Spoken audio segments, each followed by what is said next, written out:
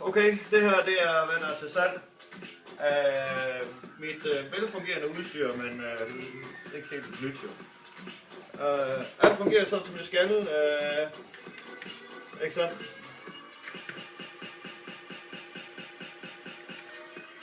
Den er som den, at der er ikke noget på den her, der ikke fungerer sådan som det skal. Vinyl kører som det skal, baglæns alt muligt, loop, knapper og alt fungerer sådan som det skal. Over på den her, der er alt akkurat det samme, altså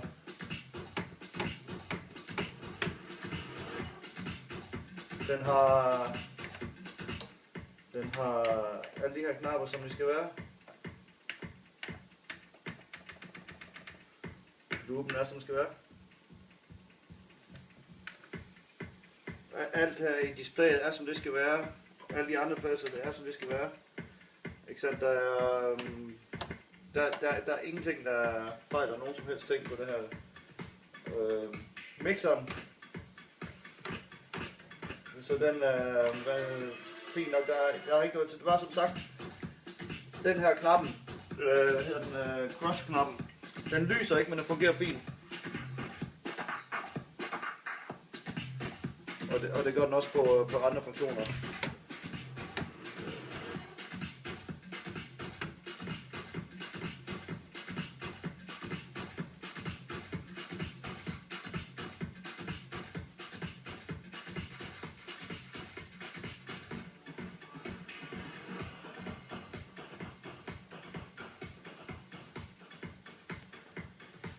Så er der effektmaskinen.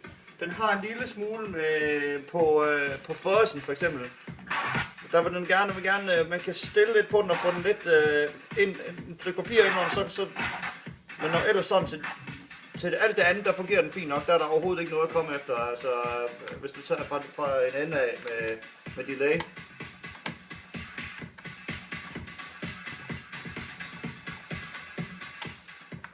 Ekoen er fin, panen er pisse irriterende, men okay. Flanger.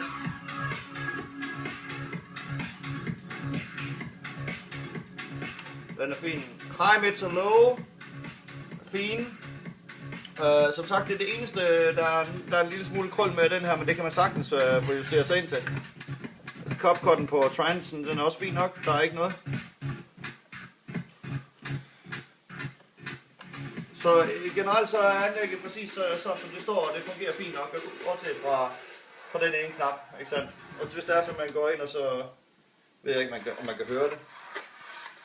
Men der er alt som det skal være. Der er ingenting, han eller hun som køber det bliver fantastisk glad for det. Jeg har været så glad for mit.